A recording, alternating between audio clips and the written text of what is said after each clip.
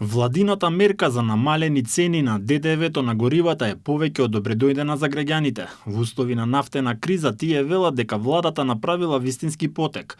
По ова очекуваат дека нема да има големи шокови, ниту пак гужви по бензинските на кои се навикнавме по секој нафтен ценовен шок. Позитивна е, штом се намалува, позитивна е.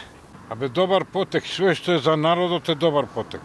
Подобро нешто него ништо, во секој случај. Навремено е донесен. Навремено е донесен, тачно. Така треба.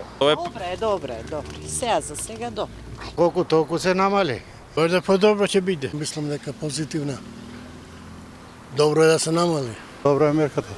Ако го направат, тоа ќе биде позитивно за сите нас. Штом намалила, да ќе биде добро. Сега не може да намали. Ситуацијава не е до нас. Па ја мислам навремено, зашто да не е навремено? Зашто да не е навремено? Се чекаш, не може одма не може. Мора ипак нешто да се состанат, да видат, да решат. Не може тоа одма. Па крајно време, у 90. Мерката за намален ДДВ за горивата од 18 на 10% беше донесена викендот на владина седница и ќе стартува од вечерва на полнок со важност од 2 недели. Според направените пресметки, со намалениот данок државата се откажува од околу 7 денари од секој литар гориво кој би го добила како ДДВ.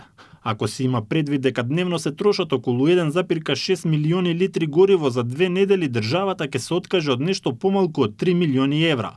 Од стартот на кризата цените на нафтата драстично пораснаа. Очекувано тоа се случи и кај нас во Македонија. Сепак она што е значајно е дека цените кај нас и натаму се меѓу најниските во регионот.